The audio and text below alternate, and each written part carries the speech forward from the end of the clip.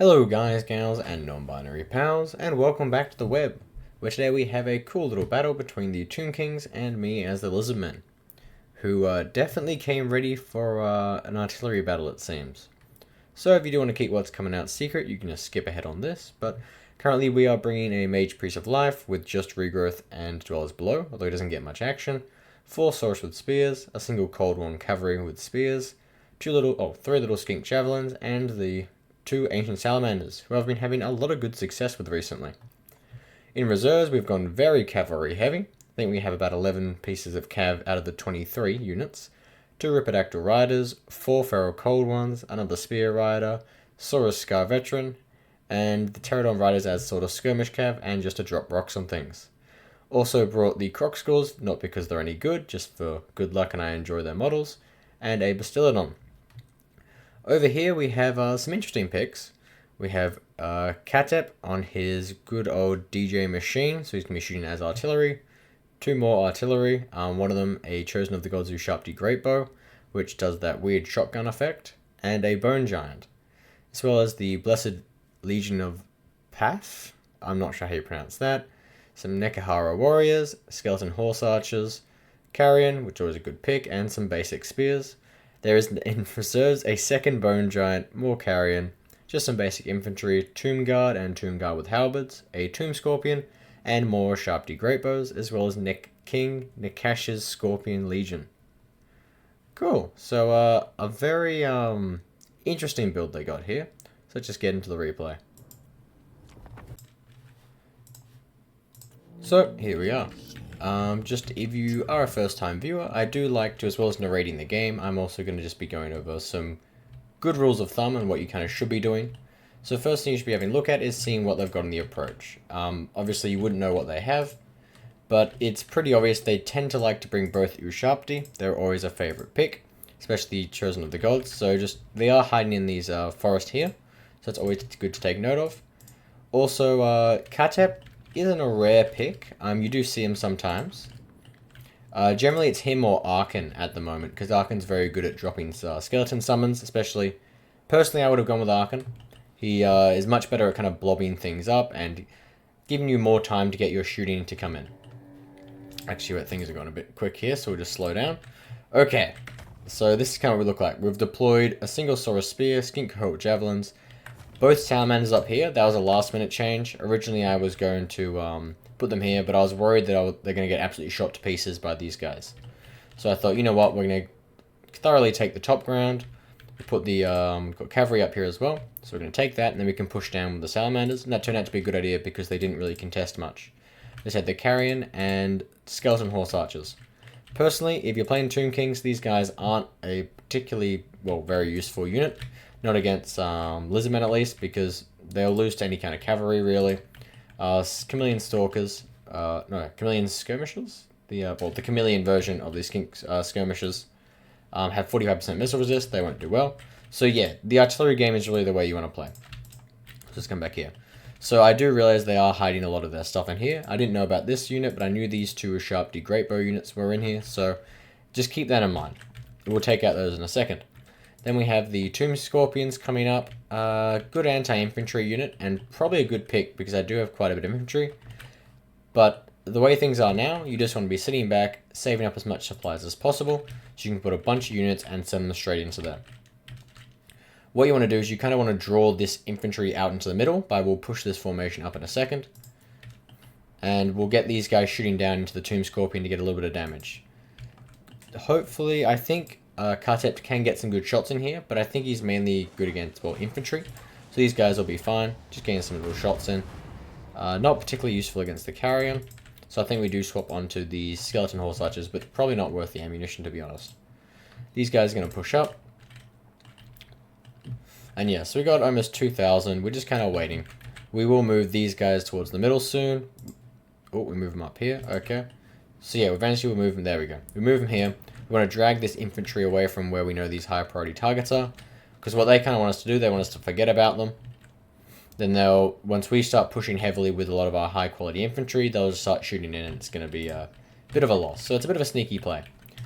What you also might, oh, here we go.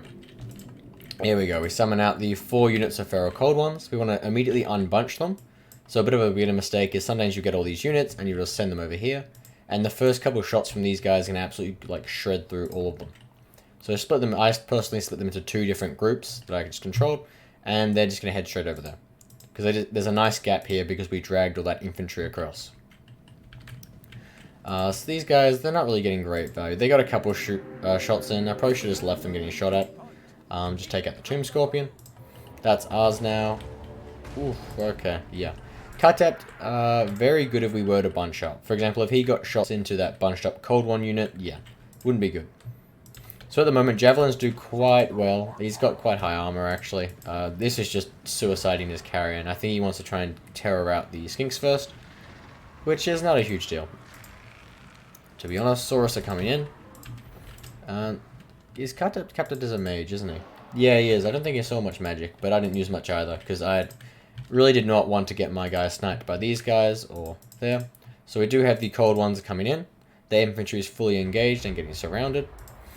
The issue is with these guys is they will get shot to pieces, and when they have rampage, when they take enough damage, they will start running into these spears. So I think that might happen to one of them, because there is quite a bit of shooting. But that's the thing, we've got 4 units. One's going here, one's going straight for these guys, and yeah, one rampaged off into the spears. That's just, unit's just going to die, unfortunately. But these guys are going to force them to... They have 90 armor, but these guys are armor piercing, so he's going to have to run off with them. Just having a bit of look, nice and secure there. I have once again forgotten my Cold One Spear Riders. I seem to do that quite a lot recently. And we've got Pterodons coming in. And they actually got a really nice, didn't get it on camera unfortunately, but drop rocks just there. So that's a bit of a shame. This Bone Giant can't shoot because it's going in here. And we want these guys to take out the carrion because they are kind of the counter mobility. So yeah, these guys are not going to do well at all. But yeah, we're just pushing them. These guys run around for quite a bit. We've got these guys shooting in here. Lovely side shooting. So nice explosive damage. The AoE does quite a bit. Tomb Scorpion. See, another mistake I almost made was you don't want to be shooting into the Tomb Scorpion because you will just start, because you're shooting from behind, you'll hit your Saurus, you'll hit your Skinks if you overshoot. So that's just that's a fine trade there. How much value has he got? 18, okay. Oh, 87. This guy really should be moving up. I didn't really bring any good spells. I just kind of make sure I don't lose them. 2 Saurus, they're a bit bunched up. They should be spread out across the point. Possibly pushing up. We're going in. Necropolis Knights with Halberds are a fantastic pick. The only other thing you could probably bring instead would be the Regent of Renown, Eyes of the Desert. They're very, very good. Also remember that I'm pretty sure... Are Tomb Kings, they've got Flammable? I swear they did. Maybe they don't. Oh, there we go. Yeah, weakness to fire. I thought so. So these guys are Ancient Salamanders or Normal Salamanders. Always a good pick. These guys got great ammunition. Armor piercing, Reptile Riders. So now they're engaged. Shouldn't over... Yeah, see, that's the issue with nice expensive infantry. But we do have the double cap. We should move some stuff up here. I think these are moving there. Should recall that. It's a bit of sloppy micro. I remember these guys exist. They've brought out... If you really want to win against Lizardmen, bring Halberds. Just bring high-level Halberds. Because none of their infantry can go toe-to-toe with... none of them trade cost-effectively. Anyway. Yeah, it's just been a shooting gallery back here. Really. The good thing is they're not offline, and we will have to make sure you definitively kill them. But for the moment, just keeping them back there as we push them off the objective is good enough. So we've got a Bastillodon coming up. I summoned that, but then I realized they do have more that Oshapti Greatbow units coming back. These guys are rampaging. Thank goodness there's nothing to rampage in except for these guys. We're getting pushed on this unit. We should really get rid of that Feral Cold One unit, and Feral Cold Ones here are not going to trade well at all. These guys are actually pretty decent melee combatants, and these guys... Oh, we've got that heal coming in. Which means he's going to have that... He's got the tier 3, which means he gets your Sharpty summon. I think he does that on the point at some point. This is the first thing that Slan Priest has done the entire match. There we go, he gets that. I'm not sure why I didn't do it around the Slan, because I wasn't really paying attention. You probably would have got a good pick on that, but... Yeah, this guy's getting absolutely shot to pieces. Of course, having 26 speedy isn't exactly going to be dodging and weaving. You Sharpty, so we're really pushing his micro quite a bit. This is the good thing about building mobility. You got a lot of javelins here, so either way, these guys will lose. But even so, we'll get the because they're not expendable, they'll just take that point. These guys should be being pushed up, but I am probably a little bit too confident at the moment. They've routed those off. Bastiladon's going to hide in the trees with this. I think I brought this guy up. He was going to try and dwellers below. I'm not sure it was really necessary. I think we get something. It was, yeah. Tomb Guard halberds are very difficult to deal with. If you really want to do well against Lizardmen, like I said, bring a bunch of these, because I think all of their mobility, besides basic skinks... Oh, okay, that's the Lord gone. Got him with the Ripidactyls and the 2 Ancient Sallies.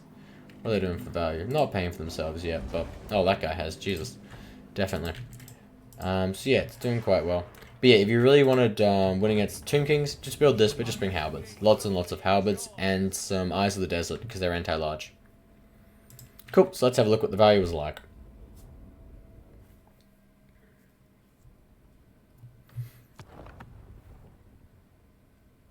Lovely. Okay, this guy got absolutely no value, but you know, I was afraid of him getting sniped, so I had to keep him back. Alternative Lord choices, try not to bring anything like Krokgar against Tombkings, because like I said, there's a lot of shooting here, and that'll really just tear him to pieces, even though he does have some missile resist. These guys didn't do anything for most of the game, I keep forgetting about them. These guys pushed up nicely. They do trade very well into spears, and I think they trade alright into Nekahara warriors. Probably not a net benefit, but they do fine. 4 was probably overkill, to be honest. I think I was just a bit lazy because that was my basic build. Probably bring more skinks if you're going to bring so much mobility, because then you can just countercharge them anyway. So yeah, probably bring 3. Yeah, I'd say 3 and then bring 1 in reinforcements, so kind of swap that around. This guy paid for himself, 1.8. Very good, and this guy, on average, they paid for themselves. I've had a lot of success with these guys against shooting factions, especially Wood Elves and Tombkings, because both of them have flammable on some of their lords or units. So they're actually a pretty good pick, and they're from Tehenowin's DLC, if you're interested in getting into Lizardmen. I would definitely recommend that one, because I think hunting packs are really one of the most viable, it's the best bang for your buck. You can get Oxyotls DLC, but you get a couple useless units that aren't really... Well, not useless. They're fun in campaign, but not much for multiplayer. Get the Ripidactyl Riders are another unit from Tehenowin, I believe. And they do really well. They're great mobility, since you can Vanguard them. And they're about as expensive as the Spear Riders, but they're anti-infantry. So they're great for taking out expensive ranged units. Didn't summon Scarvet, didn't summon these guys. Croc Scores, unfortunately, were not summoned. These guys did quite well. You just need to get the drop rocks. They're great for clearing chaff. So if you verse vampire counts, also a good pick. And maybe not bring 4 Feral Cold ones if you verse anyone else, but it's very, very good for, kind of like I did. You get the Alpha Strike off.